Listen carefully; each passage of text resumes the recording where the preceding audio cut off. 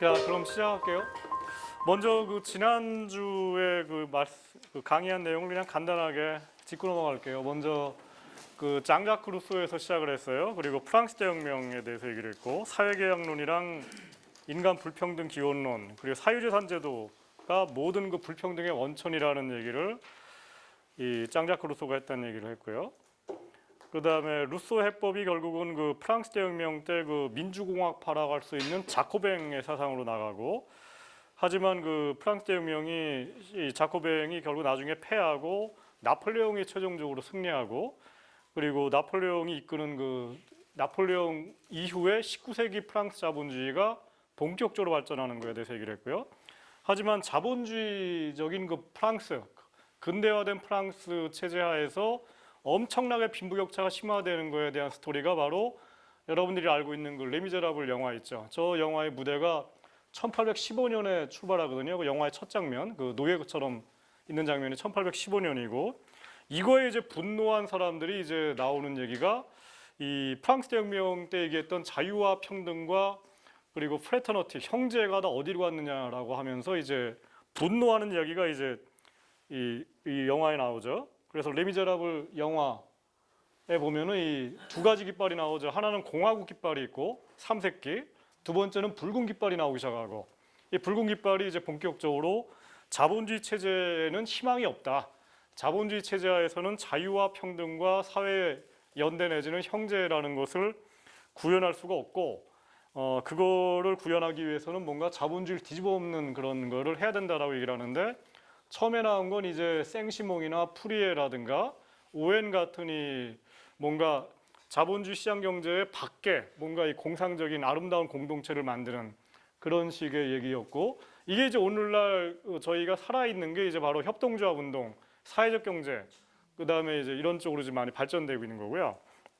거기에 비해서 이제 1848년도에 이 유럽 전체에서 혁명이 일어나거든요. 혁명이라는 게 뭐 사회주의 혁명이 아니라 그 당시 이제 이 지배했던 그 왕정, 황제정에 대해서 반대하는 그 민주혁명이 일어나고, 우리로 치면 이제 1987년도 이 민주항쟁 있죠. 그런 게 일어나고, 거기에 이제 우리도 그랬지만은 이 좌파랑 이 민주파가 연합해갖고 동시에 이 독재를 타도한 거 아닙니까? 이때도 똑같은 일이 일어났어요.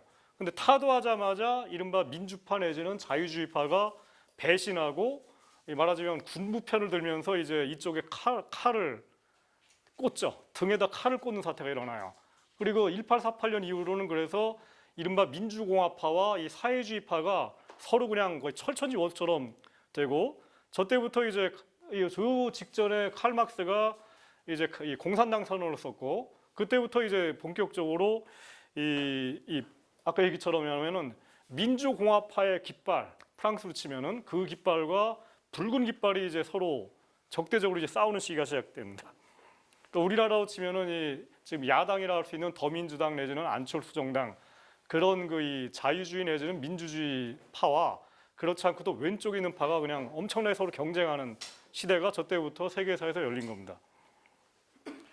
그리고 그러면서 이제 자본주의에 대해서 본격적으로 비판하는 그 이론가가 칼 막스고요.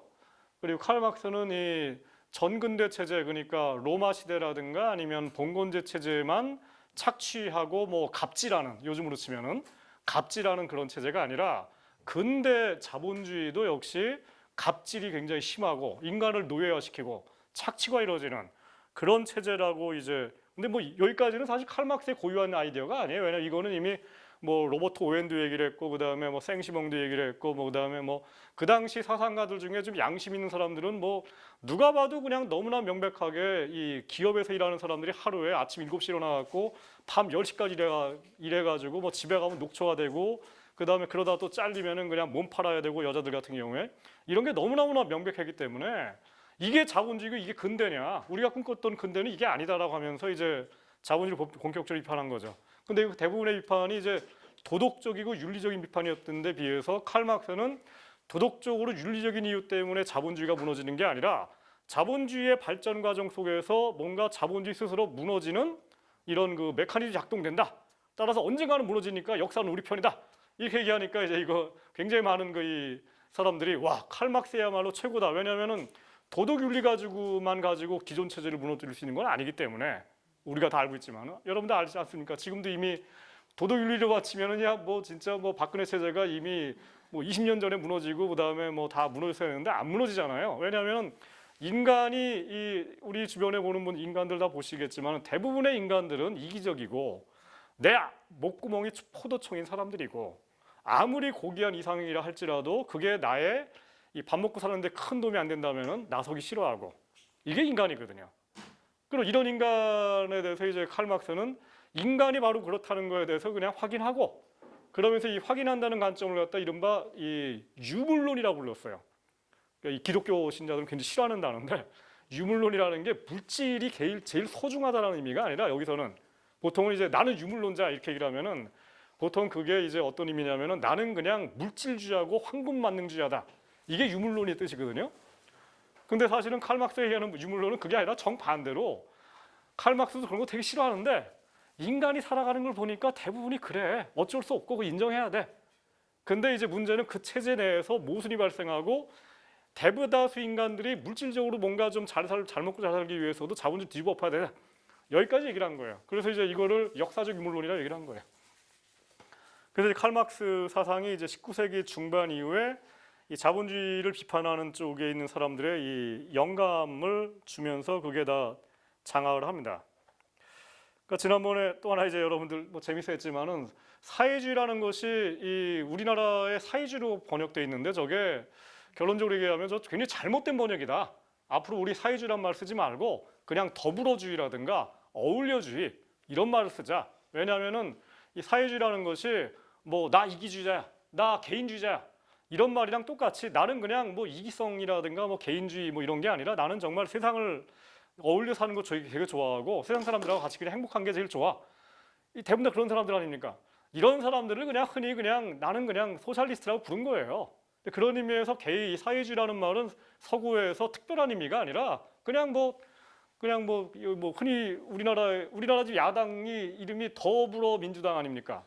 더불어민주당이면 이제 벌써 이 서구 애들이 보면 다 사회주의 정당이에요 저거. 왜 더불어가 붙었는데 저 영어로 소셜인데 저거 그렇지 않습니까? 근데 그런 의미이기 때문에 저는 이 사회주의라는 말을 원래 사회라는 말도 우리말에 원래 없는 단어고 조선시대 고구려 때 무슨 사회라는 단어가 없었어요. 그 사회라는 단어는 우리가 알기에 대부분 다 이기적인 그 아주 냉혹한 사회가 사회인 거고 근데 그 사회를 가장 고귀하게 여긴다는 게 사회주의라는 의미인데 그런 일반인들은 뭔 말하는지 말하자면 사회주의라는 말은 제가 볼 때 그냥 한마디로 얘기해서 운동권 그냥 아저씨들의 그냥 용어처럼 그냥 막 들려버려요. 그런 의미에서 저는 저 단어를 서구에서 저거를 일본 애들이 사회주의로 번역하는 바람에 100년 전에 우리나라에 들어왔는데 저거에 대해서 우리가 얘기를 할 때 그렇게 얘기하지 말고 그냥 더불어 살자. 그다음에 공동체가 중요하다. 이런 식으로 이해하자. 이런 식으로 얘기를 했고요. 근데 이제 이 더불어 살자라는 그런 가치관에 우리가 알고 있는 그 좌파적인 사상만 있는 게 아니라 기독교 사회주의도 있고 민족 사회주의도 있고 민족 사회주의라는 게 바로 나치 그리고 파시스트 이런 거고 그다음에 이제 이 개발도상국 같은 경우에 가령 뭐 이 가령 이라크의 그 후세인 무너진 그게 바트당 사회주의라고 그래요. 그거는 이슬람 교리에 나오는 이 없는 사람들하고 같이 어울려 지내야 된다는 그런 교리랑 그다음 유럽에서 들어온 사회주의 사상이 결합된 거예요. 그러니까 이런 걸 이제 거기에다가 이 반서구 민족주의, 반제국주의가 들어가 있고 이 제가 볼 때는 아시아에서도 그런 게 나타난 게 이제 가령 제가 보기에는 북한의 그 주체 사상도 상당히 그런 면이 강한 그런 거라고 생각이 들고요. 근데 그래서 사회주의라는 것이 사실은 기독교 사회주의 같은 경우에는 이제 요즘에 그 프란체스코 교황 있죠. 교황이 얘기하는 게 뭐 다른 게 아니라 교황이 얘기하는 거 쭉 보세요. 자본주의라는 거는 새로운 형태의 독재다라는 식으로 얘기를 하시거든요. 그 다음에 물질주의는 정말 인간성을 파괴한다 이런 얘기를 하세요. 이게 대부분 다 그 사회주의 19세기, 18세기 사회주의자들이 얘기했던 거예요. 그러니까 저는 오늘날 기독교 사회주의를 체현하신 분이 저는 이 프란체스코 교황이라고 생각합니다.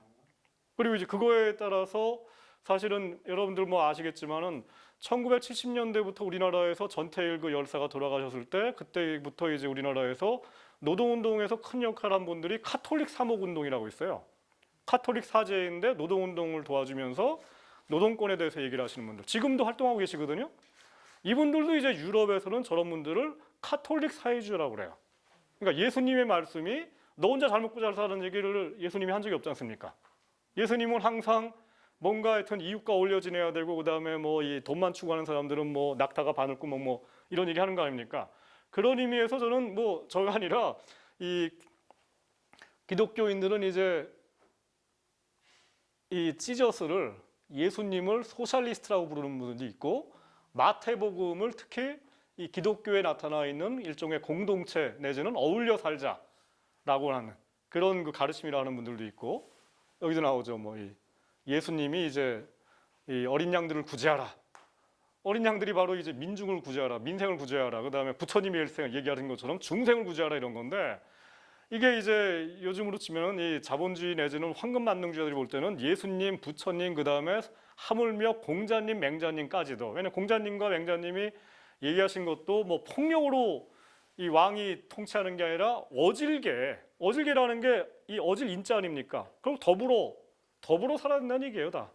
결국은 다 이 위대한 이 2000년 전에 나타난 그 위대한 종교와 철학은 대부분 다 어울려 살아야 된다는 그 가르침이 있고 저는 그 가르침 속에 오늘날의 그 이 사회연대 사상이 있고 이거는 이제 이렇게 또 얘기할 수 있는데 저희가 앞으로 이제 이 사회연대 사상을 앞으로 이 중심으로 해가지고 뭔가 사회운동을 해나갈 때 자꾸 그냥 이렇게 이 우리끼리만 폐쇄적으로만 놀지 말고 기독교 교인들, 불교 교인들, 카톨릭 그리고 유교라든가 이쪽을 믿는 분들 이분들 속으로 저희가 파고들어야 된다고 생각합니다.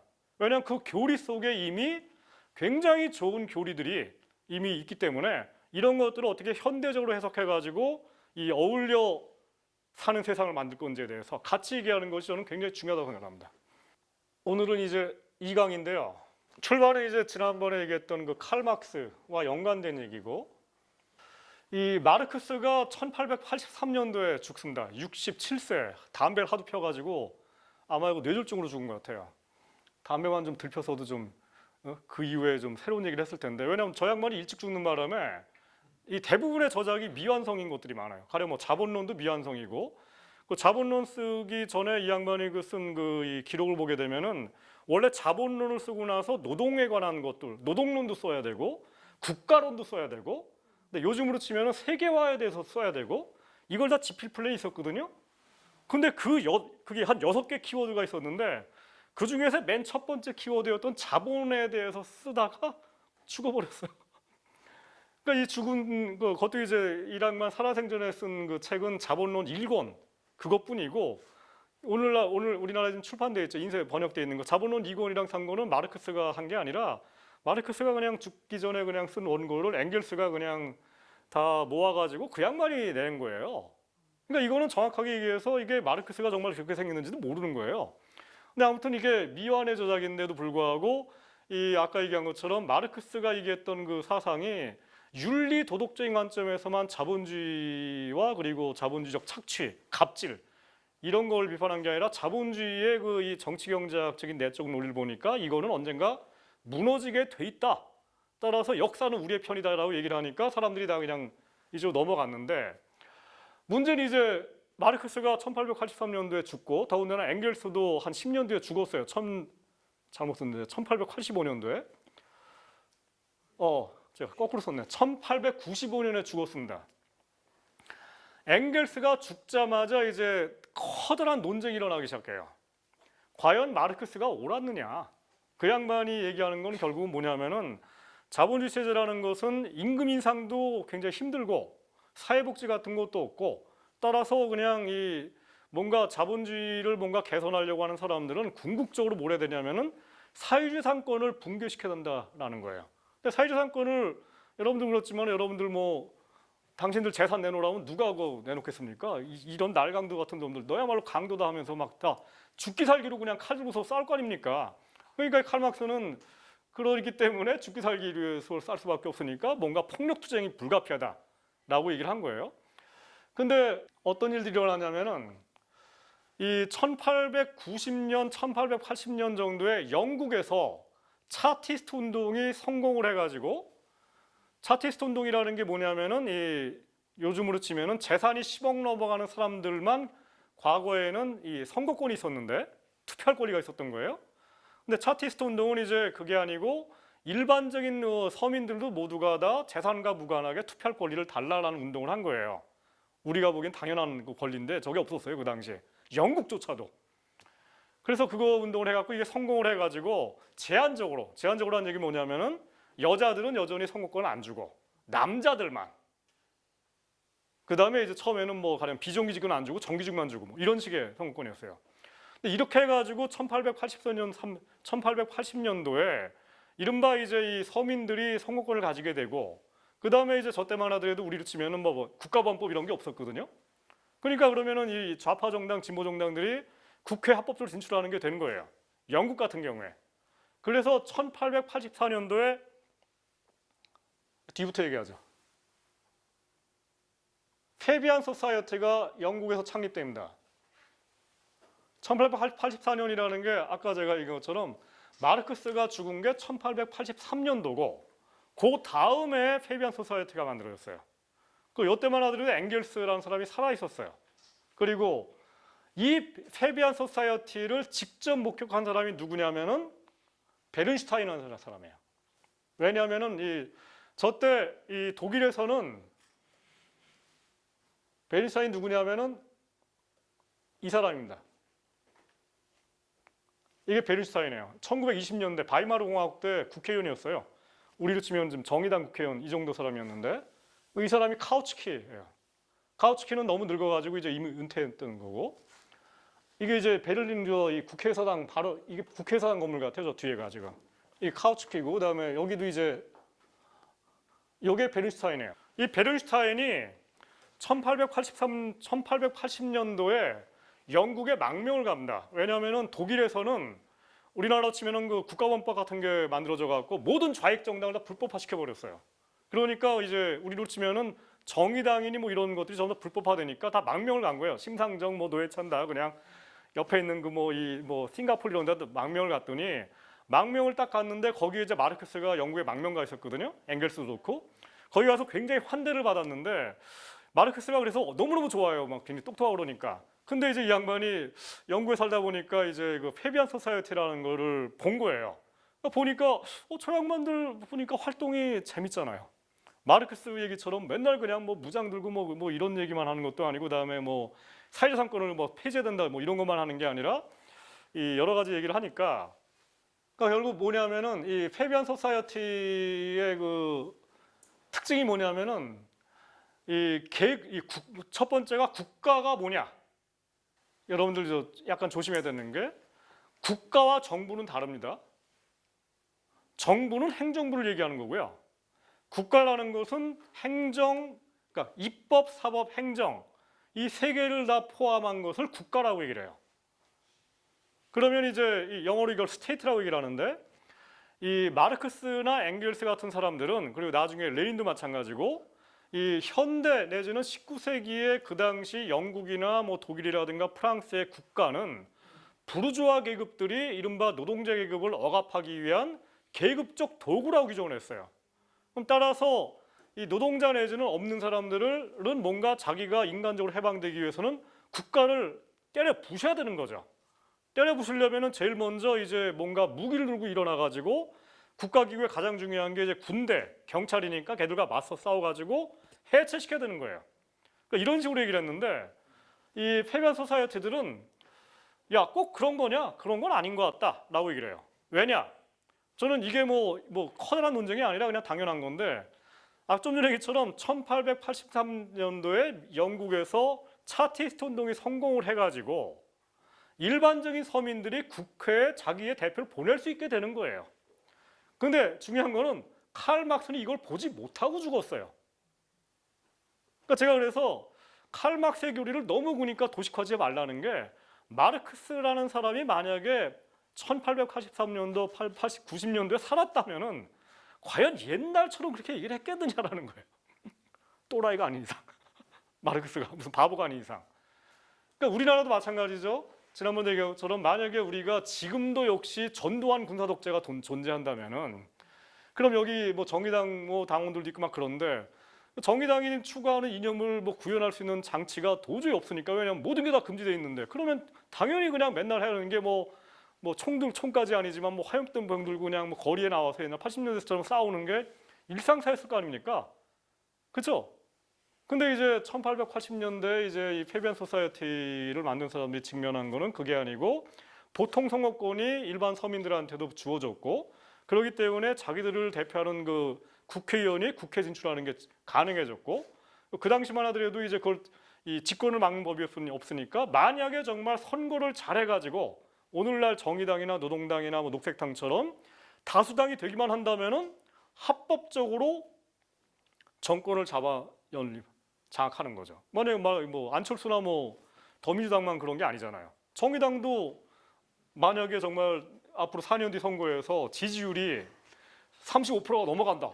그냥 집권하는 거죠. 그럼 대한민국 통치자가 되는 거예요. 그럼 뭐 심상정 의원이 뭐 대통령이 되는 것도 가능한 거고. 그렇지 않습니까? 이거를 본 거예요. 그렇기 때문에 이 양반 얘기들의 핵심은 뭐냐면은 국가기구라는 것이 계급 억압의 도구가 아니고, 마르크스 얘기처럼 그게 아니라 중립적이다. 근데 여기서 얘기하는 국가라는 것은 정확하게 얘기해가지고 이 입법, 사법, 행정 세 가지 중에서 주로 입법부 있죠. 국회에 대해서 얘기를 한 거예요. 따라서 이분들은 뭐라고 얘기하냐면은 의회 민주주의라는 것을 통해 가지고 합법적으로 뭔가 새로운 세상을 만들 수 있다는 얘기를 한 겁니다. 사실 이 얘기는 우리가 오늘날 다 동의하고 있는 바죠. 상식화된 얘기인 거예요. 그와 동시에 이제 그렇기 때문에 굳이 뭐 그냥 맨날 화염병 던지고 그냥 뭐 짱 떠들고 뭐 싸우는 것만이 아니라 뭔가 국회 진출하는 것이 굉장히 필요하고, 또 하나 필요한 게 이제 이 노동운동이 필요하다. 그러니까 노동조합 운동, 그리고 협동조합 운동, 사회복지 운동 같은 것들이 필요하고, 이런 것들이 이제 국회 밖에서 일어나야 되고, 이런 것들에 또 긍정하는 이런 식으로 얘기를 한 거예요. 본이 이제 이 베른슈타인이 1895년부터 이 본격적으로 그 당시 최고의 권위자였던 마르크스주의 지도자가 있었습니다. 누구냐면 그 양반이 카우츠키예요. 좀 전에 카우츠키 얘기했죠. 마르크스가 죽은 게 83년이고 엥겔스가 죽은 게 1895년대인데, 그 이후에 그 이른바 이제 이 마르크스주의라고 하는 그 용어를 만들어내면서 마르크스 사상의 그 정통적 해석자로 얘기한 게 카우츠키예요. 근데 이 카우츠키에 대해서 이 베른슈타인이 논쟁을 걸죠. 당신 얘기 틀렸다. 마르크스도 틀렸다. 뭐냐면은 좀 전에 얘기처럼 이제 그런 얘기를 하고, 또 하나가 이제 뭐냐면은 이 당시 이제 이 노동조합이 활성화되고, 그다음에 또 하나 나타난 게 1880년대에 한편에서는 독일의 비스마르크 수상이 집권해가지고 한편에서는 온갖 좌파 정당을 전부 다 불법화 시켰는데, 또 한편에서는 이 좌파들이 혁명이 일어날 것을 예방하기 위해서 예방적 사회 조치를 취합니다. 그게 뭐냐면은 세계 역사상 처음으로 복지국가 제도를 도입하기 시작해요.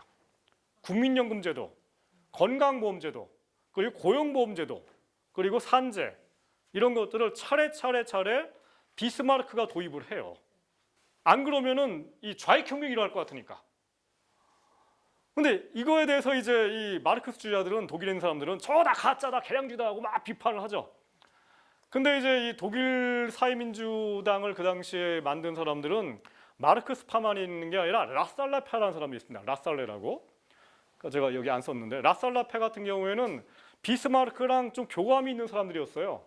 그래가지고 이 라살레페 같은 경우에는 비스마르크가 추구하는 그 정신을 일정 정도 받아가지고, 야, 그거 사회복지? 그거 좋다. 받자. 라고 얘기를 한 거예요. 그리고 조금 지나가지고 1890년 한 십몇 년 지나가지고, 그러니까 요때인데 특히 1895년 정도에 비스마르크가 죽거든요. 죽으면서 동시에 이 좌익 정당들을 불법화시켰던 법이 없어져요. 그러면서 요즘으로 치면 이제 본격적으로 정의당, 노동당 이런 데가 국회에 나서는데, 이게 5년마다 10년마다 지지율이 2배, 3배씩 늘어나는 거예요. 그러니까 지지율이 5%였다 10%, 20%씩 늘어나가지고 1900년 정도가 되면은 이 독일 사회민주당이, 요즘으로 치면 이제 정의당 같은 데가 지지율이 20%, 30% 넘어가지고 거의 제1야당이 돼버려요. 제1야당, 지금 더민주나 이쪽까지. 그러니까 이제 당연히 이쪽 사람들은 야 이거 뭐 이렇게 가면 되는 거 아니야? 무슨 뭐 무장투쟁이니 뭐 이거 거리에서 왜 화염병 들어? 그냥 국회에서 우리 합법적으로 합시다 라고 일하는 거예요. 그러니까 이해가 가죠? 뭔 얘기인지. 그리고 또한 이제 한편에서는 사회복지제도가 처음으로 도입이 됐고, 그리고 이 독일 사회민주당이 국회에 진출한과 동시에 독일도 그렇고 뭐 영국도 그렇고 유럽 전체에 노동조합 운동이 활성화되거든요. 그 노동조합이 하는 게 뭡니까? 임금 인상 투쟁하네요. 그 임금 인상 투쟁이 항상 패하는 게 아니지 않습니까? 성공할 때가 있잖아요. 그 임금 인상이 되죠. 그러다 보니까 임금 인상되죠. 사회복지 도입됐죠. 그리고 국회에 들어가 있는 뭐 이 정당이라든가 이 의원들이 또 법을 만들어 가지고 가령 뭐 아동 노동을 과거에 가령 뭐 요 몇십 년 전만 하더라도 가령 10살짜리 어린애도 막 탄광에 집어넣었는데 이게 너무너무 그냥 끔찍하니까 뭐 그 당시에 있었던 뭐 존 스튜어트 밀 같은 사람들이 저거에 대해서 저 규제된다. 요지로 치면은 노동시장 규제를 해요. 그래가지고 뭐 아동 노동은 안 된다. 그 다음에 이제 이 하루에 뭐 15시간 노동하는 것도 저거 너무 비인간적이니까 저거 하지 못하게 해가지고 뭐 하루에 10시간만 노동하게끔 법을 만들자. 이런 법을 만드는 거를 주도한 게 영국의 페비안 소사이어티였던 거예요. 그리고 이런 것을 똑같이 독일에 있는 사회민주당이 그대로 가져와가지고 국회에서 이런 걸 입법화 시키는 거야 자꾸. 이거에 대해서 비스마르크가 주도하던 이 보수자들 있죠. 이 사람들도 뭐 그래 뭐 괜찮은 건 합리적이니까 그냥 받고 이러니까 주거니 받거니 하면서 이른바 노동자들의 처지가 계속 개선이 돼요. 그러니까 이 베르슈타인이 얘기하기를 아니 이런 식으로 계속 나가면 되는 거 아니야? 라고 얘기를 한 거예요. 뭐 굳이 왜 사회주산제도를 다 뒤집어 엎어야 되는 거야 우리가? 그 다음에 왜 굳이 뭐 이 국가체를 전복시키기 위해서 뭐 해야 되는 거야? 이렇게 얘기를 한 거예요.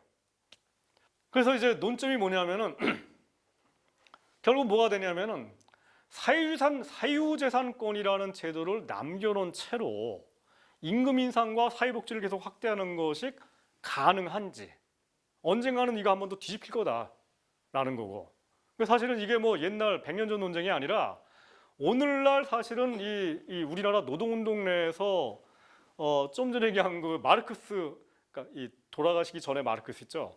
이것과 동일한 식으로 얘기하는 그 사람들이 지금도 특히 노동운동 내에 꽤 많습니다 우리나라에. 그러니까 이분들은 이제 다 그냥 개량주의인 거예요 지금 다. 그 다음에 이제 또 하나가 이제 의회민주주의라는 거. 결국 의회민주라는 거는 보통 선거권이 주어져 있는 지금처럼 이런 상태에서 선거를 통해 가지고 뭔가 우리가 원하는 세상을 만드는 게 가능하겠느냐? 아닐 것 같다. 뭔가 우리 여전히 그냥 죽창 들고 뭐 화염병 들고 이래야 되는 게 더 올바른 노선이 아니냐? 이런 논쟁이 이제 오늘날처럼 벌어지고 있었던 거예요. 그러다가 이제 이게 전쟁이 터지죠. 자, 여기 아까 얘기처럼 이 양반이 이제 1920년대에 돌아가시기 전에 그 베른슈타인이고 이 양반이 카우츠키입니다. 그러니까 이 양반 이게 로자 룩셈부르크예요. 폴란드 사람이고 이 폴란드가 그 당시 이제 이 독일의 영토였어요. 폴란드 그다니스크 조선소 이런 데가 다 독일 영토였는데 그래서 이 양반이 이제 폴란드 사람이긴 하지만은 독일을 잘해요. 그러니까 독일에서 진행되는 논쟁에 대해서 많이 참가를 했고, 그러니까 이 사람은 이제 이 베른슈타인 같은 거를 강경하게 반대하죠.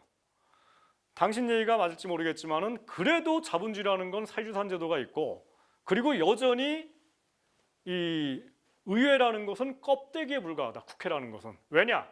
요즘으로 치면은 요즘하고 이제 우리가 연결되면은 국회에 뭐 더민주당이 뭐니 들어가 있는데 봐라 국정원이 움직이고 있다. 경찰을 봐라. 그 군대를 봐라. 우리가 직면한 세상은 국회라는 것은 껍데기에 불과하고 실제로 이 나라를 이 국가를 지배하고 있는 것은 이 군부, 그다음 국정원, 그리고 그것과 결탁되어 있는 사법부, 여기 판사님도 법대 교수님도 오셨지만은 여기가 실질적으로 움직이고 있고, 따라서 의회 내지는 국회를 통해서 우리가 움직이는 것을 통해 가지고만은 안 될 거다. 언젠가는 한번 정말 그냥 부딪힐 거고, 이러기 위해서는 뭔가 무장해야 된다. 뭐 이런 얘기를 하고 있는 거예요. 1917년에 10월 혁명이 일어나죠.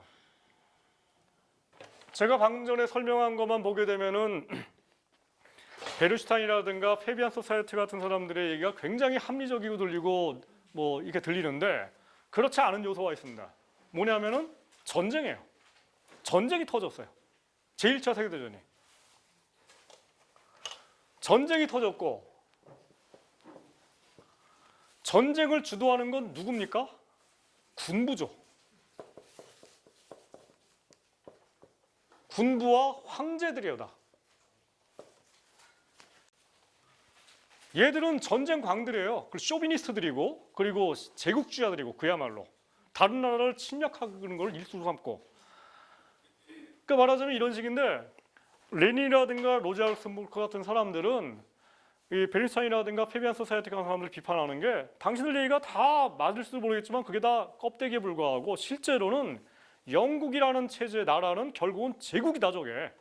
영국 군대가 아프리카를 지배하고 있고 그리고 좀 있다가 독일 군대가 이 어디죠? 터키라든가 이 아랍 같은 데를 침공하고 있고 이게 모든 사태의 본질이고 이거에 대해서 당신들이 침묵하는 한 당신들은 요즘으로 치면은 진보가 아니라고 얘기를 하는 거예요. 그리고 저거를 뒤집어야 된다 라고 얘기를 하는 거예요. 실제로 그러다가 제1차 세계대전이 터지죠.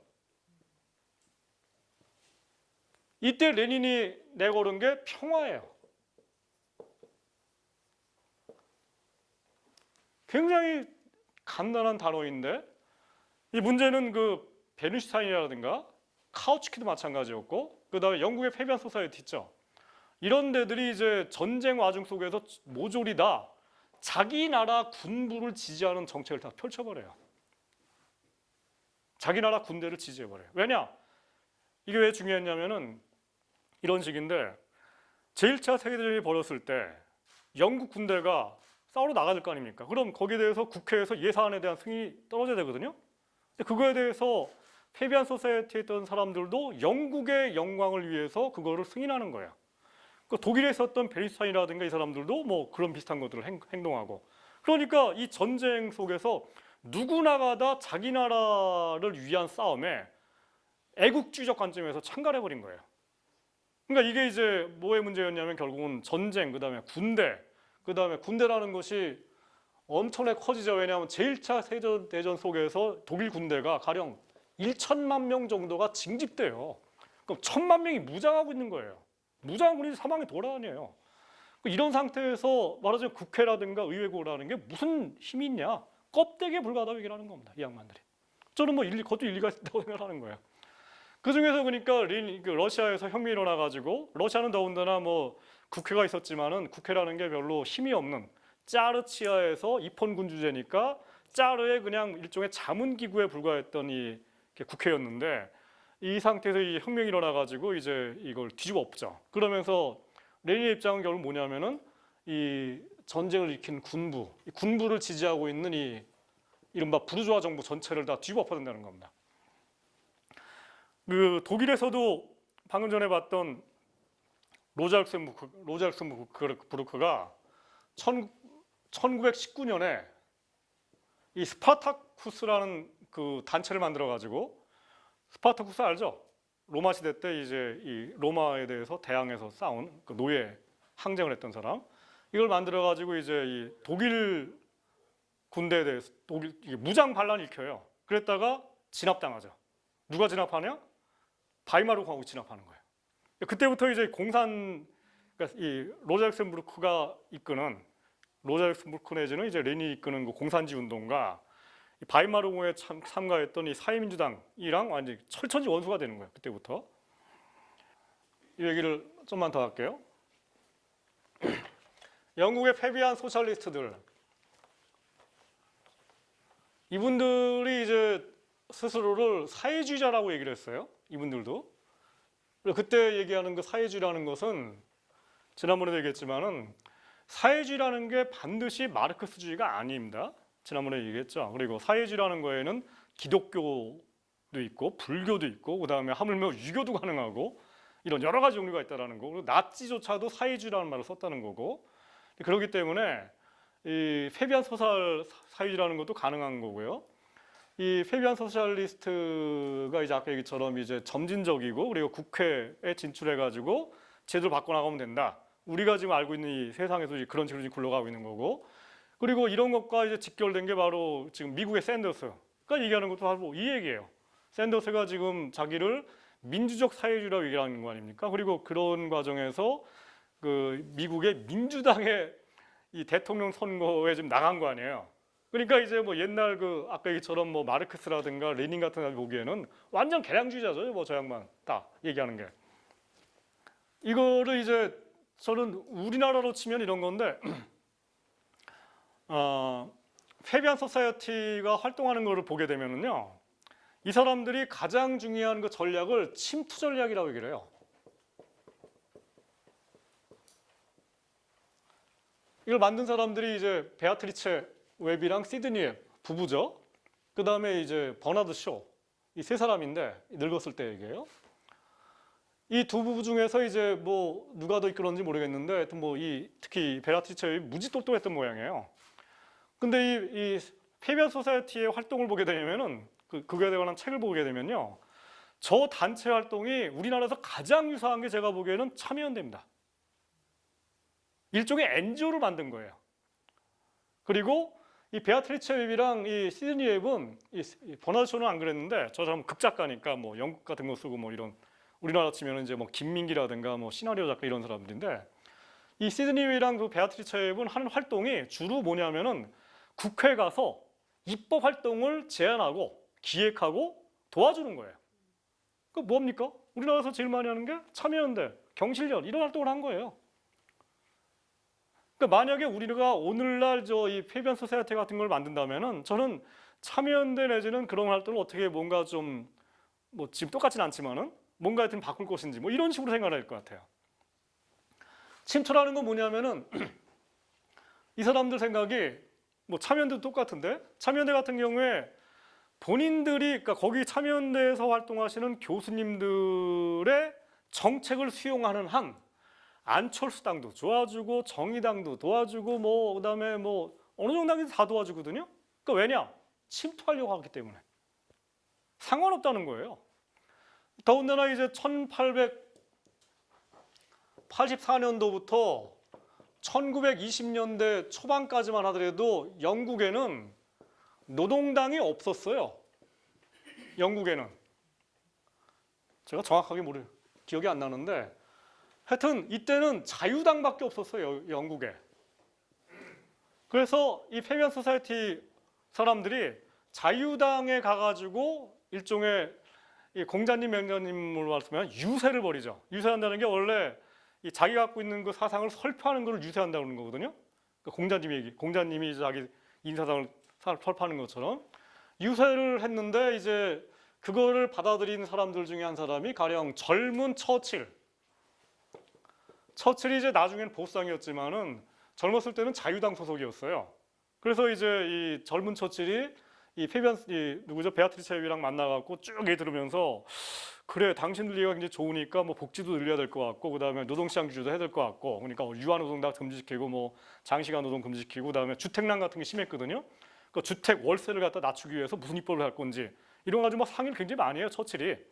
그런 식으로 이제 하다가 이제 1920년대에 들어와서 노동당이 만들어질 때 이제 이 사람들이 대거 그쪽으로 그냥 옮겨가서 그 이후에는 자유당하고는 약간 거리를 두는 이런 식이 되고 그러면서 이제 자유당을 이끌었던 그 사상가 중에 한 사람이 이 자유당이 원래는 원래 시장 좌익주의자들이었어요. 우리나라 김대중 정부, 김대중 노무현 정부랑 비슷한 그런 정당인데 그러다가 이제 페비안 소사이어티가 노력을 하고 그러면서 19세기 말에 이제 뭔가 이 자본주의 시장 체제가 이 사람들이 보기에도 너무나 심각하니까 이 자유당이 원래는 그 자유주의자들이었는데 19세기 말에 가서 이 사람들이 신자유주의로 변합니다. 여기서 신이라는 거는 오늘날 우리가 알고 있는 신자유주의가 아니라 이른바 이제 뭔가 회귀한 자유주의. 이거를 그래서 뭐 새자유주의 이렇게 얘기를 하는데 이거의 내용은 이른바 사회적 자유주의예요. 이거를 우리나라에서 진보적 자유주의라고 번역을 합니다. 앞에 사회적인 게 들어갔죠? 역시 또다시 소셜이에요. 제가 보기에는 우리나라에서 지금 이 사회적 자유주의 내지 이런 것들을 대변하고 있는 정당이 바로 당명 그 자체로서 지금 나타나는 것처럼 더불어민주당. 소셜이잖아요. 소셜 리버럴 정당이 지금 우리나라에 지금 존재하고 있는 겁니다. 그리고 영국 같은 경우에 이 소셜 리버럴, 사회적 자유주의를 대표하는 그 사상가 중에 한 사람이 케인즈예요.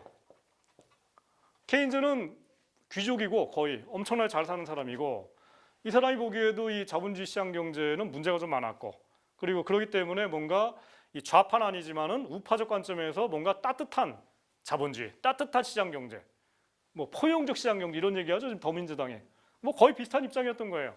물론 이제 뭐 그 디테일한 걸로 들어가면 뭐 케인즈아닌지 아닌지는 좀 다르겠지만은 1917년 10월 러시아 혁명이 터집니다. 그 레닌이 이제 연설하는 모습, 유명한 사진이죠, 저게.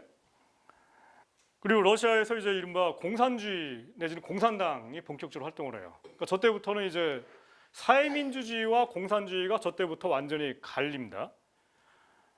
그리고 이 러시아에서 내전이 터지죠. 그러니까 17년 혁명 때 뭐 바로 집권하긴 했지만은 바로 뭐 그 당시 아까 얘기처럼 러시아 뭐 이 인구 한 1억 중에서 한 뭐 500만 명, 1000만 명 정도가 군대 징집당했고 그럼 다 무장한 상태 아닙니까? 그 중에 일부는 이 우파 내지는 백군 편을 들었고 그 중에 일부는 뭐 좌파, 그러니까 이른바 적군, 빨간 군대 편을 들은 거고 그 내전이 일어났고 이 내전 과정에서 이제 이게 여러 가지 비극이 싹 탔는데 좀 전에 봤던 그 베른슈타인이라든가 카우츠키 같은 사람들 있죠. 이쪽을 지지하는 조류가 러시아에서 백군을 지휘하는 사람들은 이른바 황제를 지지하는 사람들이에요. 적군은 완전히 볼셰비키 내지는 레닌파밖에 없는 거고 이 백군에 좀 전에 봤던 그 사회민주당 파 있죠? 이쪽이 2표로 들어가 버렸어요. 그러니까 이제 두 세력 중 좀 전에 보기에는 이제 이게 이런 건데 공산주의건 뭐 사회민주주의건 간에 이게 다 뭐 결국은 이제 한 몇십 년 전에 다 그냥 동지고 친구였고 그랬는데 이때부터 그러니까 서로 그냥 철천지 원수가 되는 거예요. 그러니까. 그리고 사회민주당 정부에 대해서 이 그 당시 독일 정부가 누굽니까? 바이마르 정부. 바이마르 정부가 일정 정도 뭐 도와주는 것까지 막 펼치고 이러니까 결국은 이쪽을 도와주면은 여길 도와주는 거 결국은 짜르를 도와주는 거 아닙니까? 결국 얘들의 목표는 짜르 체제를 복권시키는 건데 이러니까 이제 막 뭐 레닌이 얘기하는 것도 막 그냥 통하는 거죠. 뭐 니들 결국은 얘들 지하는 거 결국 이거다 이렇게 돼버리는 거니까 극단의 시대가 나타난 거예요. 어쨌든 이 과정에서 이 레닌 쪽이 이기죠. 이기고 났는데 문제는 이제 이 원래 얘기했던 그 지난 시간에 얘기했던 처음 얘기, 그러니까 프랑스 대혁명 때 얘기했던 가장 중요한 근대 이념이었던 민주주의 공화국이 러시아에 어디로 갔느냐 이거예요. 왜냐하면 그 자기랑 그러니까 말하자면 레닌이 얘기했던 그 볼셰비키 정당 이후에는 전부 다 적군이 된 거 아닙니까? 총 들고 싸우고 그랬으니까 그 얘들 진압해서 다 죽이고 뭐 감옥 보내고 이러니까 그러면은 자연스럽게 일당 독재가 돼버린 거예요. 공산당 일당 독재체가 나타난 거예요. 그래서 이거 비슷한 게 지금 뭐 중국 여기도 뭐 내전 과정에서 모택동 군대가 승리하니까 당연히 그런 일당 독재라는 거지. 굳이 뭐 내 적군이었던 애들한테 이 합법화시킬 필요가 없는 거죠. 니들 뭐 나가라 이렇게 되는 거예요. 북한도 마찬가지고. 그러니까 민주주의는 도대체 어디에 있느냐라는 그 이 문제가 발생을 하면서 이제 이 프롤레타리아 독재라는 것이 프롤레타리아 독재라는 거에 대해서 그 이 살아생전에 마르크스라든가 앵겔스 같은 사람들은 이 프롤레타리아가 독재를 해야지만 독재라는 건 딴 게 아니라 이제 프롤레타리아 대중들이 무장을 하고서 이제 뭔가 이 공화국을 지켜야지만 그게 진정한 민주주의지. 그 무장은 전부 다 저쪽 애들한테 놔두고 너희들이 그냥 국회만 딱 장악해서는 결국은 그냥 너희들은 껍데기밖에 없는 거고 결국 실질적 권력은 군대와 국정원과 사법부에다 있는 거다. 뭐 이렇게 얘기를 하는 거예요. 그러니까 때려 부시자는 얘기였는데 이제 이 러시아 같은 경우에는 뭐 다 뒤집었긴 했는데 이제 이게 뭐냐 이게 이런 그 의문이 들기 시작하면서 이제 이게 독재다, 전체주의다 이렇게 막 비판이 나오기 시작하는 거고 또 하나는 이제 이 경제 체제의 문제인데 이 전쟁을 벌이는 과정에서 전쟁을 벌이는 과정에서 사기업들 있죠. 그러니까 일반 자기가 대주주인 기업들이 레닌이 얘기하는 그런 그 체제하에 협조할 리가 없죠. 물건을 달라고 그래도 안 줘요. 그럼 당연히 그러면 이제 군대가 가가지고 붉은 군대가 갖고 다 그 기업체들 다 너 새끼야 나가 네 말 안 들어? 다 나가 그러면서 전쟁 중에 이게 다 국유화돼 버려요. 국가 통제에 다 들어가 버린 거예요. 근데 문제는 전쟁이 딱 끝나고 내전이 끝났는데 문제는 이 체제가 과연 지속될 것이냐 문제 가지고 이게 안 될 것 같다고 그래가지고 이른바 신경제 정책이라는 걸 펼치죠. 신경제 정책이라는 거는 자본주의 시장 경제를 상당 부분 용인한 거예요. 그러니까 권력은 붉은 군대가 다 장악을 했고 일당 독재인데 하지만 시장 경제를 용인을 해요. 뭐 이거 뭐 멀리 있는 얘기가 아니라 지금 중국이 그렇죠.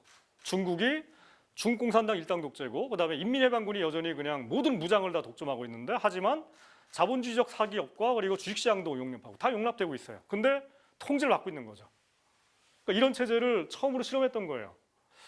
저때 이제 나오는 그 문제 제기가 문제가 어떤 게 있냐면은 좀 뒤에 계속 나오겠지만은 왜냐하면 저런 논쟁들이 한국에서 지금 진행되고 있는 재벌 문제 가지고 진행된 논쟁이랑 다 연결돼 있거든요. 저 자본주의 시장 경제를 도입하는 것에 대해서 레닌이라는 양반이 이제 저거 용인하자라고 얘기를 하면서 레닌이 무슨 얘기를 하냐면은 커맨딩 하이츠라는 말을 씁니다.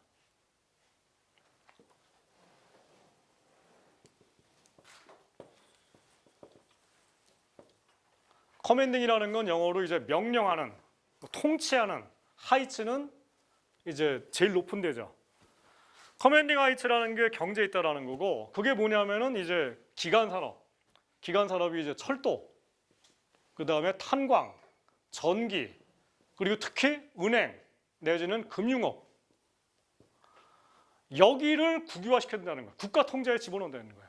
그 여기를 국유화시키게 되면은 나머지는 자본주의 시장 경제로 봐더라도 우리가 컨트롤이 가능하다는 얘기를 해요.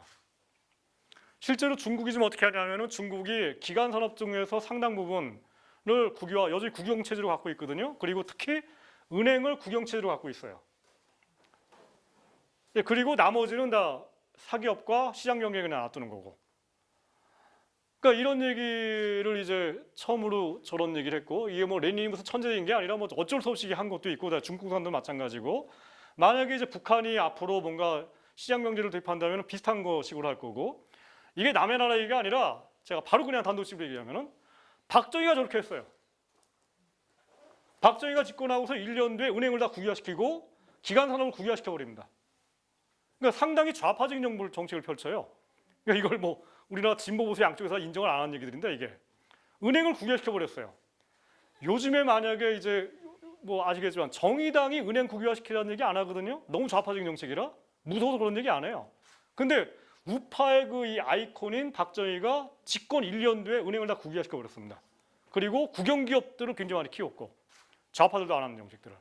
근데 그런 것들이 이제 이 레닌만 얘기를 하는 게 아니라 뭐 저런 정책들을 펼친 게 가령 뭐 이제 아까 얘기한 아까도 얘기했지만 이태리의 파시스트 무솔리니도 국가 자본주의론자예요. 그러니까 우파적이지만은 뭔가 이 민족 사회주의 비슷하고 여기서도 뭔가 반자본주의적인 그 스토리를 약간씩 가지는데 이 히틀러라든가 아니면은 이태리 파시스트들 그다음에 일본 파시스트들 그 일본 파시스트의 그 교육을 좀 받았던 그 박정희 같은 경우에는 박정희가 우파냐 좌파냐를 떠나가지고 뭔가 이 국가 권력이 은행이라든가 뭐 이런 그 기간 산업들은 국유화시켜가지고 자본주의 체제를 뭔가 이게 억눌러야 된다는 그런 사상들이 있었던 거예요. 저 때만 하더라도, 저 당시만 하더라도.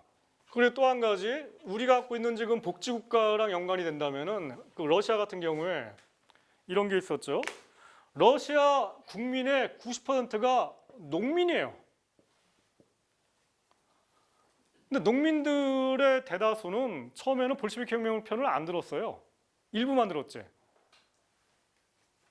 그 나중에 이제 내전 과정에서 이제 분열대나고 막 이러는데 농민들 중에서는 이제 가난한 빈농들이 있고 부농들이 있을 거 아닙니까? 좀 부유한 사람들. 그 농촌에 가면은 뭐 우리도 옛날에 그랬지만은 아무래도 동네에서 좀 먹고 살만하면은 그 애들 교육도 잘 키우고 그러니까 그리고 영향력이 많거든요. 왜냐하면 저 집 가면은 저 애들 똑똑하고 그다음에 교육도 많이 시키면은 당연히 영향력이 큰데 이 분홍들이 그 러시아 혁명에 처음에는 뭐 동조하기도 하고 그랬지만은 좀 지나면 다 이제 싫어해요 다. 저거 뭐 내가 원하는 정부가 아니라고 그래가지고. 그러니까 이제 더군다나 내전 과정 속에서 이 사람들로부터 뭔가 양식을 증발해야지만이 군대가 먹을 걸 조달하는데 이거를 이제 이 강제로 다 몰수해버리죠. 몰수해버리죠. 그럼 당연히 반발하죠. 그러니까 이제 공부를 다 숨기죠. 그러니까 숨기면 또 가서 이제 다 총 가서 죽이죠, 그냥. 그러니까 이런 과정이 반복되는 거예요. 근데 그러는 게 아니라 이제 이 신경 정책 같은 경우에는 강제로 몰수하는 게 아니라 처음으로 세금 같은 게 도입되는 거예요. 세금에 대한 얘기를 좀 더 하자면은 여기 아까 마르크스랑 연관돼갖고 나오는 얘기인데, 아까 제가 이제 마르크스나 뭐 카우츠키도 마찬가지였고 그다음에 레닌도 마찬가지였고, 이 양반들은 오로지 경제 체제에 있어서는 아는 게 사회자산권을 어떻게 하면 없앨 것인가, 첫째. 그다음에 경쟁적 시장을 어떻게 없앨 것인가, 이 두 가지 고민밖에 없었어요. 그냥 간단하게 얘기를 하면. 그러니까 사회자산권이라는 건 주로 뭐 개인 재산, 뭐 집이라든가 이런 게 아니라 주로 기업체를 어떻게 하면은 이제 이른바 사회화 내지는 국유화할 것인가에 대한 고민. 그러니까 두 번째는 이제 이거랑 연관돼 갖고 시장 경쟁이라는 게 결국은 무정부적으로 그냥 뭐 과잉 생산과 과소 생산 같은 게 되풀이 되면서 뭔가 뭐 대공황이 일어나거나 이렇게 되니까, 이거를 뭔가 이제 이 계획 경제 비슷하게 바꾸는, 계획 경제라는 게 결국 국가가 하는 거 아닙니까? 이런 그 두 가지였는데, 이렇게 되는 그 이유 중에 하나가 19세기 전체에 걸쳐 가지고 서구 전체에 세금이 법인세나 소득세가 없었어요. 여러분들이 알고 있는 그 복지국가가 여러분들이 알고 있는 것처럼 대부분의 경우에 미국도 마찬가지고 뭐 유럽도 마찬가지고 1920년대 시작되거든요. 왜 그러냐? 복지국가를 하려면 세금이 있어야 될 거 아닙니까? 국가재정이 있어야 되니까. 국가가 재정이 있어야 되는데 재정의 원천은 세금이죠. 세금을 어떻게 거둡니까? 역사적으로 세금은 조선시대 같은 경우에 이 국가가 세금을 거두는데, 세금을 현금으로 거두는 게 아니라 이제 부역으로 거두거나, 그러니까 노동 징발을 하죠. 아니면은 이제 뭐죠? 그 현물로 받는 경우에, 그러니까 농산물, 아니면 뭐 여러분들 아시는 것처럼 뭐 동해바다에서 뭐 물고기가 잡히면은 그거를 말려가지고 왕한테 진상하는 거, 이게 다 세금이에요. 뭐 이런 식이었는데 서구도 비슷했던 거예요. 그래서 서구 같은 경우에도 19세기까지만 하더라도 국가 재정의 가장 중요한 원천이 예를 들어서 담배세, 소금 이런 거였어요. 이거가 전부 다 국가 독점 사업이었어요. 우리나라 한 20년 전만 해도 국가 독점이었죠. 소금도 마찬가지였고. 그러니까 이거를 국가가 팔 때마다 이제 이거를 엄청나게 세금 붙여갖고 팔았던 거예요. 지금도 그렇지 않습니까? 박근혜 정부가 담배세 올려버렸잖아요. 옛날 19세기처럼 한 거예요. 근데 이제 문제는 전쟁이 터지는 거예요. 세계 역사상 처음으로 소득세라는 게 도입되는 게, 그러니까 소득세라는 건 개인 소득세입니다. 개인 소득세를 처음 도입한 게 영국이고, 언제냐면은 1800년이에요. 이때 뭔 일이 왔냐면은 나폴레옹과 영국이 전쟁을 벌이는 거예요. 나폴레옹 무섭죠. 그냥 뭐 갑자기 농사꾼들을 무당시켜가지고 100만 대군을 동원해가지고 유럽 전체를 석권하고 러시아 하나 빼고 그다음에 영국을 포위해버렸는데, 그러니까 영국은 이제 사상 처음으로 총력전 체제에 들어간 거예요. 그러니까 이제 영국이란 나라가 전비 조달을 위해서 사상 처음으로 영국의 부유층들 보고 나라가 위기에 처했으니 여러분들 제발 소득에 대해서 세금 거둘 테니까 세금 좀 내십시오 해가지고 세금을 거둡니다. 근데 이때 영국의 이 부유층들이 엄청나게 반발해요. 소득세란 사회주의고 빨갱이라고 반발합니다. 그래서 전쟁이 딱 끝나자마자 바로 없애버려요. 워낙 세금 내는 사람들 싫어해가지고. 근데 똑같은 논리로 소득세라는 게 100년 뒤에 도입되는 게 1차 세계대전이에요.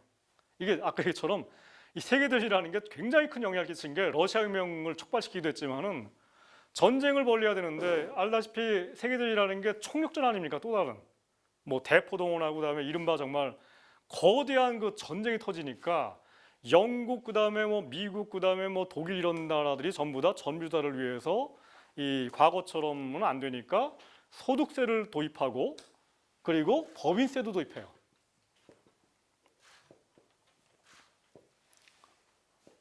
당연한 게 소득세를 누가 내겠습니까?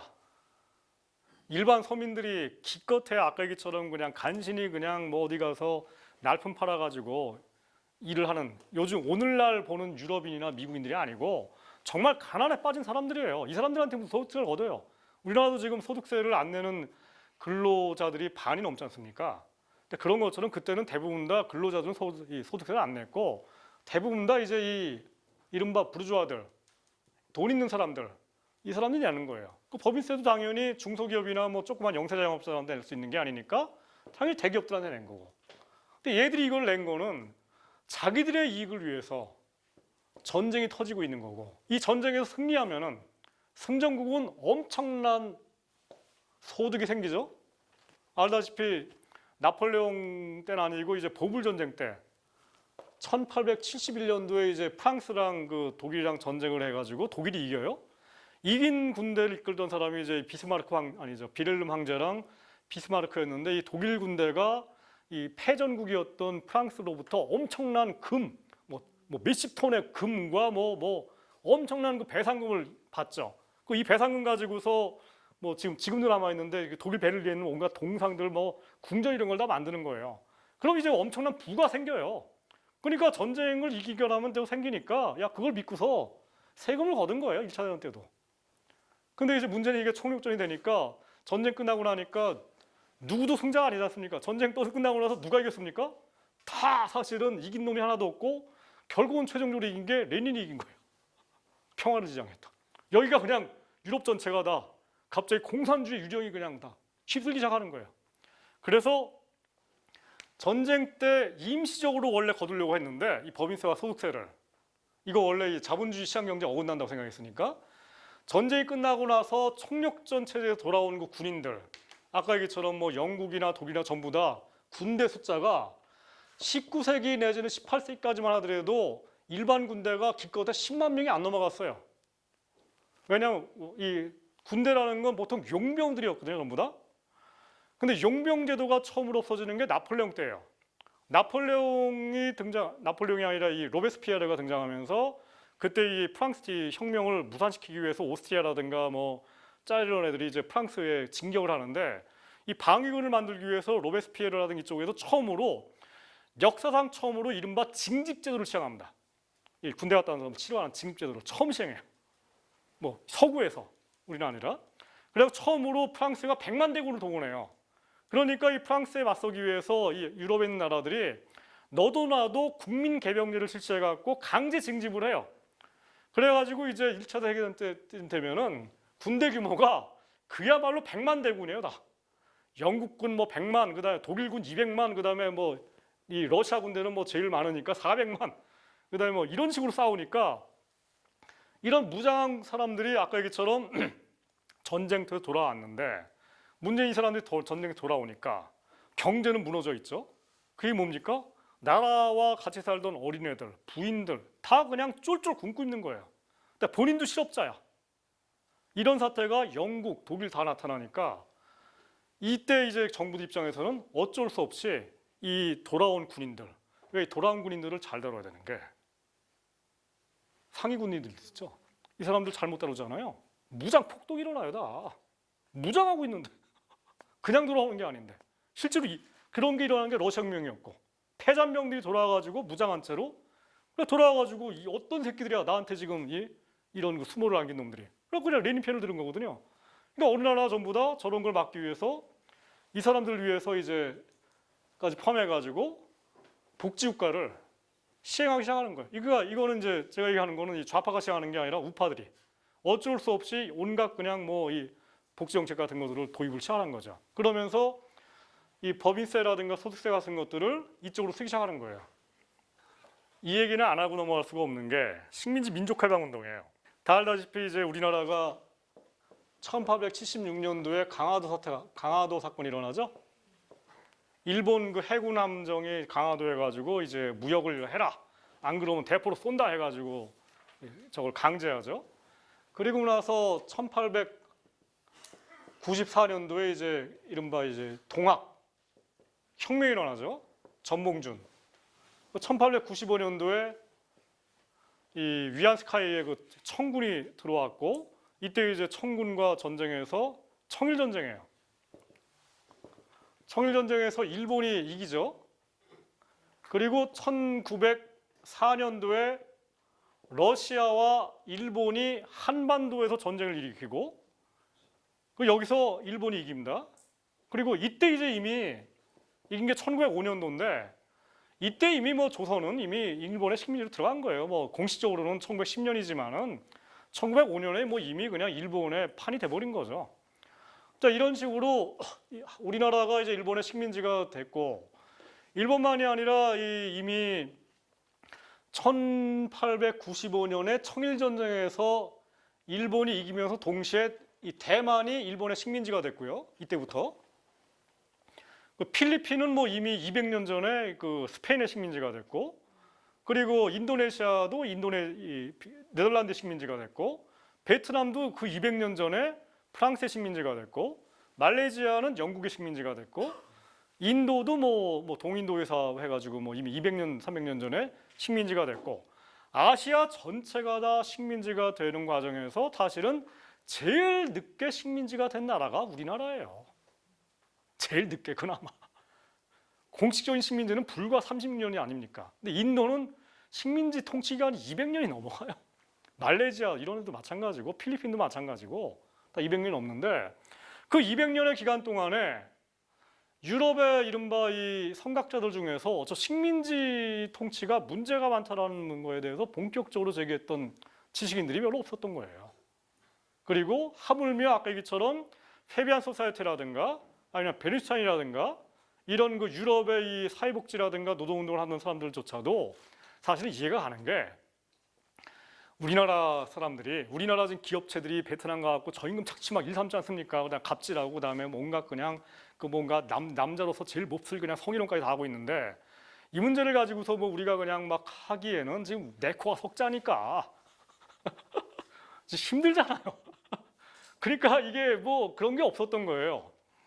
근데 아무튼간에 이제 그러다가 1920년대 그 1차 세계대전이 터지고 나서 이제 그때 크게 한번 뒤눌리는 거 아닙니까? 왜냐하면은 1차 세계대전이 터지면서 이 전쟁이라는 게 결국은 뭐 이 독일이 뭔가 아프리카에 자기도 좀 식민지를 찾으려고 하려고 했는데 이미 선점하고 있었던 영국 애들이 양보를 안 하니까 결국 이제 거기 가다가 이제 군대가 부딪히고 이러다 보니까 이제 이게 군대가 뭐 터키 이스탄불에서 부딪히고 중동을 또 갈라먹으려다 또 부딪히고 이러다 보니까 아예 그냥 독일이 이 새끼들 말이야 한번 유럽에서 붙자고 그냥 전쟁이 터진 거니까 결국은 이제 이 세계대전이라는 것이 이제 흔히 얘기하는 것처럼 식민지를 누가 가질 것인지랑 연관됐던 거예요. 만약에 1차 세계대전에서 일본이 전순국 편을 들었거든요. 영국 편을 들었어요. 그 편 들지 않고 뭔가 눈치가 없어가지고 독일 편을 들었다. 그럼 잘만 하면은 이미 1차 세계대전 이후에 뭐 조선이 뭔가 좀 약간 굉장히 크게 바뀔 수도 있었겠죠. 일본이 패전국이었을 테니까. 근데 그렇지 않았죠. 근데 아무튼 간에 이런 과정에서 뜬 나라가 미국이에요. 미국이란 나라는 저때까지만 해도 강대국이 아니었어요. 근데 1차 세계대전에서 자국은 피 하나 안 입고서 뭔가 막판에 군대를 보내죠. 자국 군대를. 그래갖고 유럽에서 뭔가 전국지를 차지하고 그 다음에 자기는 뭔가 이게 전쟁에 크게 이제 휘말리지 않았으니까 뭔가 약간 중재적 입장에서 얘기를 하니까 왜냐하면 더군다나 미국은 식민지가 많지 않았잖아요. 그러니까 뭔가 식민지 민족 해방에 관한 그런 결의 같은 거를 우드로 윌슨이 약간 지지도 하고 뭐 이러니까 이제 이런 거랑 연관돼 갖고 이제 3.1 운동이 터지죠. 우리나라에서. 3.1 운동은 뭐 우드로 윌슨의 영향도 있지만은 레닌이 집권해 가지고 내전이 끝난 게 이제 내전이랑 연관됐는데 내전 체제가 계속되면서 이 세계 공산주의 운동이 막 확산되는 과정에서 레닌이 뭐라고 일하냐면은 러시아 내에 식민지가 있었어요. 어떤 나라냐면 가령 핀란드랑 폴란드 이런 나라들이 원래 러시아 제국의 일원이었는데 레닌이 식민지 민족 해방에 관한 태도를 발표하면서 민족 자율권이라는 걸 허락을 합니다. 뭐냐면은 핀란드나 폴란드나 이런 나라들은 스스로 러시아 제국에 속할 건지 아니면 러시아 제국이 아니죠. 왜냐하면 소비에트 연방이니까 그때부터는 소비에트 연방에 속할 건지 아닌지에 대해서 너희들이 알아서 결정하고 우리는 개입하지 않겠다 얘기를 한 거예요. 그러니까 이제 그때부터 핀란드가 독립해 나갑니다. 폴란드도 독립해 나가고 그때 처음으로. 그러니까 이걸 본 나라들이 저 때부터 이 식민지에서 민족해방 운동을 하는 사람들이 이 레닌 편을 많이 들기 시작하는 게, 왜냐하면은 아까 얘기처럼 베른슈타인이라든가 이쪽이랑 굉장히 다른 게 이 얘기는 좀 짚고 나가야 되겠구나. 이 박성호 교수라고 있습니다. 우리나라의 서강대학교 정치학과 교수였고 지금 작년에 은퇴하셨어요. 65세 돼가지고 은퇴하셨는데 지금 강화도에서 무슨 초등학교 가서 그냥 자원봉사 하면서 그냥 노후를 보내고 계시는데, 이분이 박사 논문으로 쓴 그 제목 논문 테마가 사회주의와 민족주의고 그게 번역돼 있거든요. 우리나라 말로. 거기를 보면은 이 사회주의 운동 내에서 베른슈타인이라든가 아니면 로자 룩셈부르크라든가 레닌 같은 사람들이 이 민족 문제에 대해서 어떻게 얘기를 했는지 쭉 나와요. 근데 거기 보면은 베른슈타인 편이 나와 있는데 거기를 보면은 그냥 정확하게 얘기해가지고 이게 좀 되는데, 내용이 뭐냐면은 독일이라든가 영국 같은 나라들은 이른바 문명 국가고, 그리고 아시아의 뭐 가령 조선이라든가 여기는 전부 다 미개 야만 국가들이다. 그렇기 때문에 서구가 식민지를 가진다고 하는 것은 서구의 고도의 문명을 식민지에 가져다 주는 거기 때문에 이거 자체를 비판해서는 안 된다고 얘기를 합니다. 이런 비슷한 얘기를 하는 우리나라 사람들이 있죠. 뉴라이트 사람들.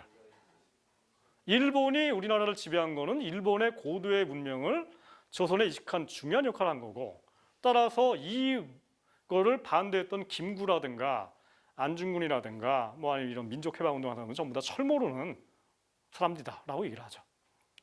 그러니까 실제로 베른슈타인이라든가 이런 양반들이 저런 생각을 하니까 실제로 유럽에 나중에 사회민주주의라는 이름을 거는 사람들이 식민지 민족해방운동에 대해서 연대하고 도와주는 이런 거를 한 적이 없어요. 그래서 이게 오늘날까지 우리나라 운동에 영향을 미치는 게, 우리나라 학생운동 그리고 지금도 진보운동에서 가장 숫자가 많은 사람들이 이른바 NL이에요. 민족해방운동파예요.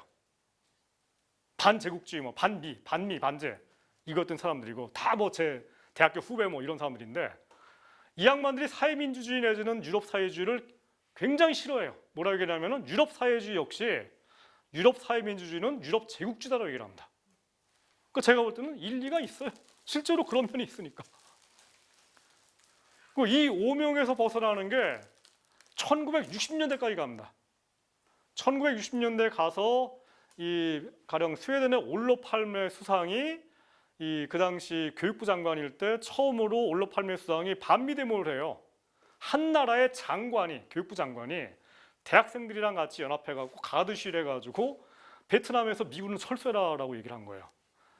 그러면서 이제 그때 뭐 이 플래카드에는 뭐 그것만 있었겠습니까? 슬로건이 체가바라, 쿠바 뭐 이런 거 지지하고 막 이런 거니까 거기 그냥 같이 간 거예요. 그러니까 그때 처음으로 이 유럽의 복지국가를 만들었던 사회민주당들이 민족해방운동을 도와주는 흐름이 처음 생긴 거예요. 그 전까지는 한 적이 없어요. 특히 베른슈타인 같은 사람들은. 그 다음에 뭐 카우츠키도 마찬가지, 그런 게 없는 거예요. 그래서 저는 저 점에서는 그래서 이거는 정말 그 유럽의 그 이후에 복지국가를 만들었던 페비안 소사이티라든가 뭐 베른슈타인 이런 양반들이 치명적인 오류를 저지른 거고, 저 점에 관한은 저는 아까 뭐 레닌 얘기를 했는데 레닌이 민족자를 꺼내야 되는 얘기를 했는데, 저는 레닌이 뭐 그 제가 뒤에도 얘기했지만 굉장히 틀린 얘기들이 많은데 저 점에 관해서는 저는 중요한 원칙을 제기한 거다. 저거는 우리가 계승해야 된다고 생각합니다. 저런 원칙들을. 지금도 마찬가지 문제이기 때문에. 왜냐하면 지금조차도 가령 뭐 지금도 왜냐하면 아프리카라든가 라틴 아메리카 같은 나라들에 지금 이 순간에도 이 서구의 지배를 받는, 정치적으로는 독립국이지만은 경제 사회적으로는 서구의 지배를 받는 나라들이 많거든요. 그럼 저런 나라들에서 어떤 입장을 취할 것인지에 대해서 저는 이거는 굉장히 중요한 문제를 제기한 거라고 생각합니다. 다시 유럽으로 돌아가서 이제 러시아 같은 경우에 그 이후에 이게 트로츠키예요. 트로츠키가 러시아 그 적군 레드아미 붉은 군대를 만든 창립자였고, 트로츠키를 이제 숙청해서 죽여버리면서 이제 스탈린이 집권하죠. 스탈린 체제가 뭐 약간 수정을 거치는 채로 1980년대 말 무너질 때까지 그 경제 체제가, 그러니까 뭐 정치는 약간 뭐 다 바뀌었지만, 왜냐면 개인 숭배 같은 건 사라졌지만은 기본적인 경제 체제는 스탈린 체제가 제가 보기에는 1980년대 말까지 유지가 된 거고, 그게 이제 결국은 무너지는 게 1989년도에 뭐 이 동독이 무너졌고, 그리고 이 폴란드, 뭐 헝가리 여기 다 무너졌고, 그 다음에 이제 그거랑 연관돼하고 중국이 이제 과거 방식을 버리고서 아까 얘기처럼 이제 시장 경제를 본격적으로 도입하기 시작하고, 이거를 지금도 하지 않는 내지는 못 하고 있는 북한이 지금도 굉장히 그러니까 이게 문제가 많은 경제 시스템을 유지하고 있고, 알다시피 1인당 국민 소득이 거의 뭐 $1,000? 우리나라의 거의 뭐 20분의 1밖에 안 되는 세계에서 가장 가난한 나라가 되어버리는 그런 사태가 되니까 누가 보기에도 뭔가 저거는 실패한 체제라는 그 생각이 들고 있는 거죠. 거기에는 이제 뭔가 경제적으로는 전면적으로 다 국유화 시켜버렸고, 그러니까 농민 같은 경우에도 다 전면적으로 협동농장화 시켜버리고 국영농장화 시켜버렸고, 기업 같은 경우에는 뭐 가령 중소기업들이 알아서 생산하는 게 아니라 중소기업까지 포함해가지고 모두를 다 이 콘체른이라든가 아니면 콤비나트 체제 같은 걸 만들어가지고 뭐 대규모 공단 같은 걸 만들어갖고 다 하나로 그냥 다 중앙 명령 경제를 해나가고, 그러니까 뭔가 시장 경쟁이 도입이 안 되니까 뭔가 서로 경쟁하는 것도 없고, 경쟁이 없으니까 품질 경쟁도 없고 기술 경쟁도 없고, 그러다 보니까 뭐 50년 동안 기술 개선이 안 되고, 그러다 보니 생산성이 형상이 안 되고, 그러니까 기술력이 발전도 안 되니까 서구에서는 이미 일상화되어 있는 냉장고 이런 것들을 이 동독이나 이 중국은 냉장고조차도 그냥 너무너무 비싸고 그거 하나 얻는데 그냥 몇십 년 걸리고, 이러니까 이제 무너지는 거. 이게 이제 제가 베를린에서 유학하면서 지난 시간에 얘기한 것처럼 제가 베를린에서 유학하면서 이제 뭐 맨날 그냥 하루에도 여러 번씩 동베를린 서베를린 왔다 갔다 했거든요. 그러니까 왔다 갔다 할 때마다 보는 거예요. 이게 왜 무너졌는지. 삶의 수준 자체가 동독 사람들이 서독의 4분의 1, 3분의 1밖에 안 되니까.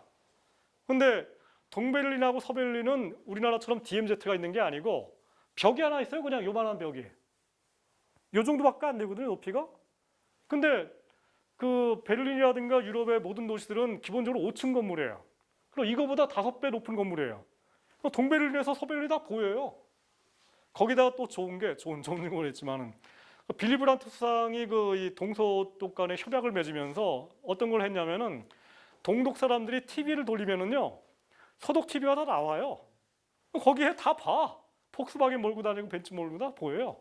냉장고 보이고 다 보이니까 동독 사람들이 당연히 뭔가 물질적으로 포르기 어려운 이 서독을 동경하게 돼 있죠. 거기다가 복지 같은 경우에도 양 나라가 비슷한 게 동독이나 서독이나 하루에 8시간 근무하고 칼퇴근하게 돼 있거든요.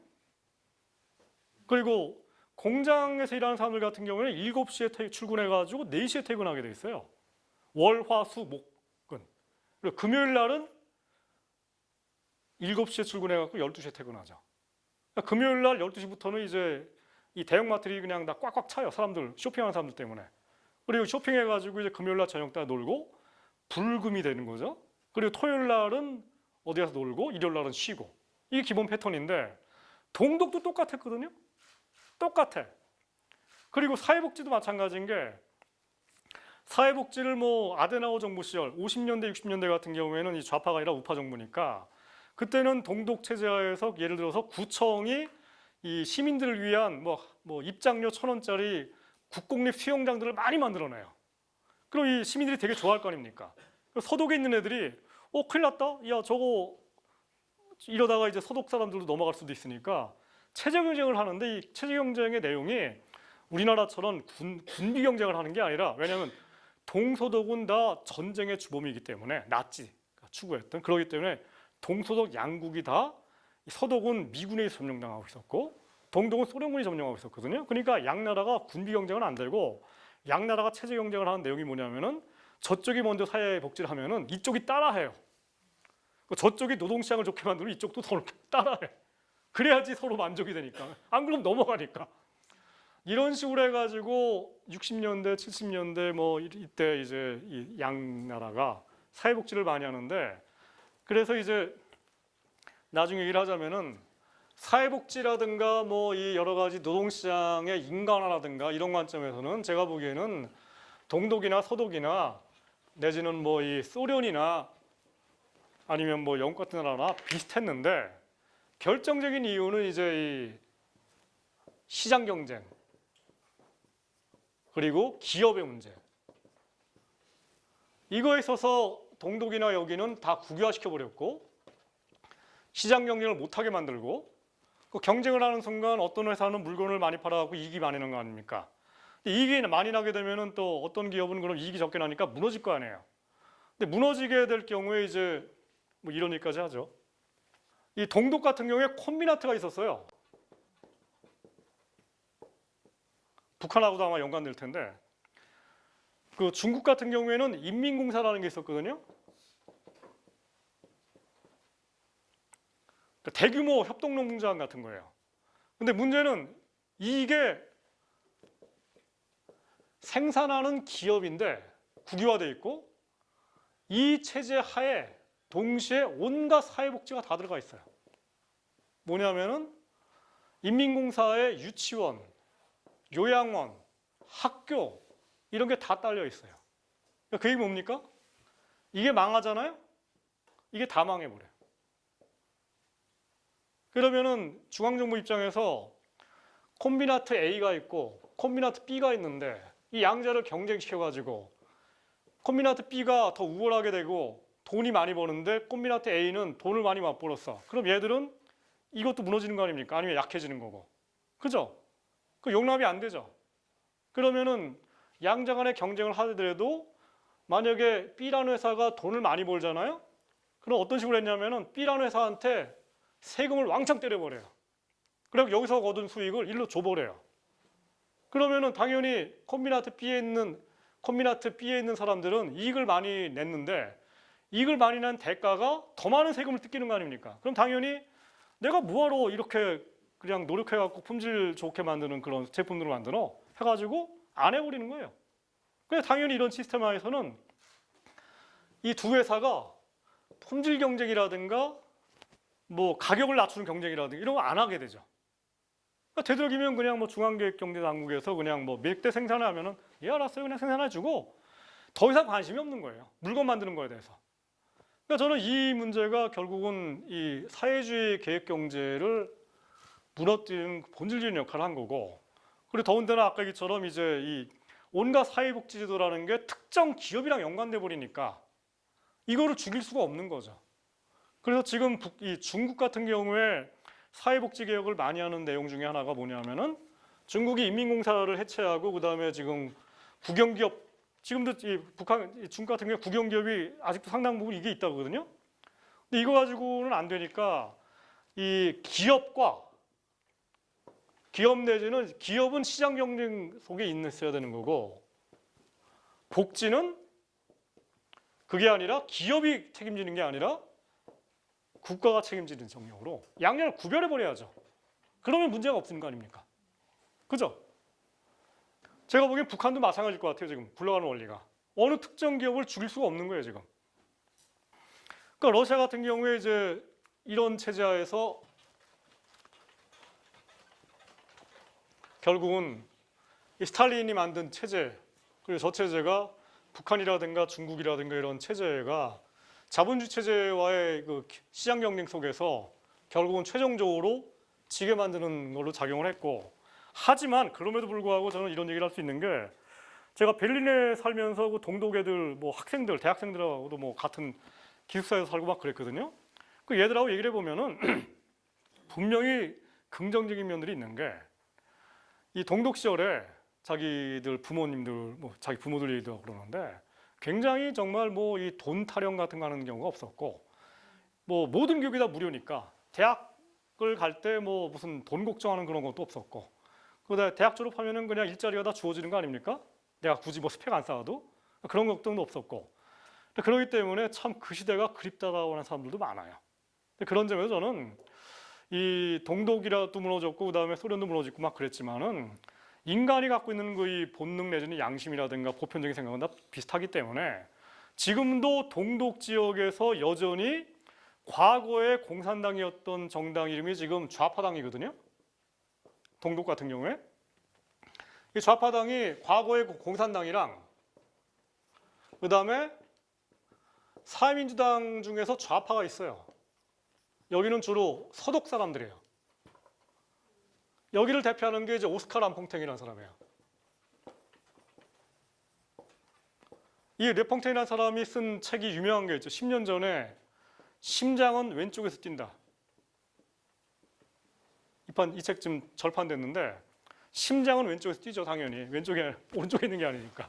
그러니까 인간의 그 따뜻한 마음은 왼쪽에 있다라는 거예요. 그러니까 이게 라퐁텐인데 이게 이제 사회민주당 이 양반의 당수였거든요. 그러니까 이 양반이 가장 존경하는 게 빌리 브란트예요. 빌리 브란트 아시죠? 독일 사람이고 이 독일의 그 동방정책을 추구했고 빌리 브란트가 집권했던 게 1968년도부터 74년도였는데 이때가 이제 서독의 이 복지국가가 최고 전성기였어요. 이때가 가장 많은 복지국가 그리고 이 경제민주화 관점에서도 가장 이제 경제민주화가 높게 올라갔고 그 다음에 민주주의도 마찬가지였고 이 빌리 브란트를 계승했던 게 이제 이 오스칼 라퐁탱인데 이 사람이랑 이제 이 동독 쪽에 있었던 공산당이 이제 그 다음에 당명을 바꾸고 그 다음에 옛날 그 이 공산당 관료들 다 날리고 나서 원래 그 동독 지역에서 이 공산지랑 뭔가 이걸 개선하려고 했던 그 게오르그 기지라는 사람이 있거든요. 인권 변호사예요. 이 사람은 이제 지난 시간에 얘기했던 것처럼 칼 막스의 초기 저작 같은 관점에서 말하자면은 아직 휴머니즘이 남아있는 마르크스주의를 신봉하는 사람이에요. 그러니까 마르크스라든가 엥겔스 이런 사람들이 오류도 있었지만은 기본적인 정신은 좋았다. 휴머니즘이었고. 그러면서 이제 얘기하는 사람인데 이런 게오르기 기지랑 오스카 람퐁탱이 만나가지고 이 좌파당을 만든 게 한 10년 됐어요 지금. 여기가 지금 독일 정치에서 한 선거하면 한 7에서 한 10% 정도 획득을 하고 있고 최고에는 한 15%까지 갔었어요 이게. 그리고 이게 이제 사회민주당 내 그 좌파 그룹이 나가면서 만들어지면서 독일 같은 경우에 3인당이 절반이 날아가 버렸어요. 지지율이 지금. 3인당이 단독으로 집권을 못해요 더 이상. 여기랑 협력하지 않으면. 뭐 이건 나중에 독일 얘기고.